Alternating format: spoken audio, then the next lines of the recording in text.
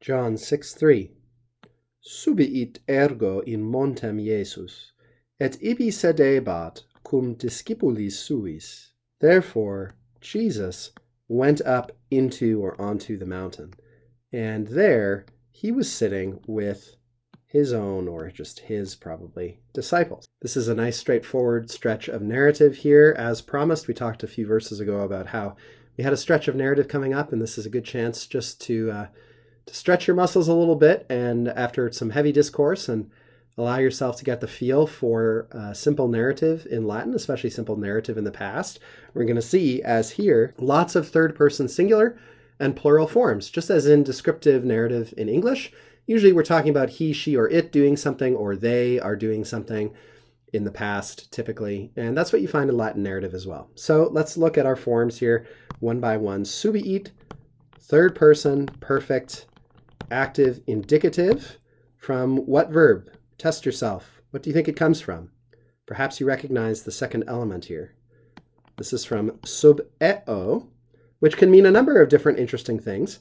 Here, it means went up or ascended, and the rationale is this. The sub indicates underneath, as you may remember, and the idea here is you're approaching a place from a lower place. In other words, you're ascending, you're going up. And of course, even if you didn't know that, you could probably guess that from what follows. Jesus subiit ergo in montem, onto the mountain, onto this high place, probably on the side of the mountain rather than the peak or the summit. But at any rate, there's going to be a lot of people gathered here soon. Spoiler alert. So probably on the mountain side is the best thing to say. And what did he do there? Ibi. Remember, ibi answers the question, ubi, where? Ibi, there, in that place. In fact, we could say it's an adverb that means the same thing as in illo loco, in that place there. Sedebat, he was sitting. Note that imperfect third person singular ending there, active and indicative, of course. Sedebat, he was sitting there. So his sitting wasn't finished before the next thing that we're going to hear is related.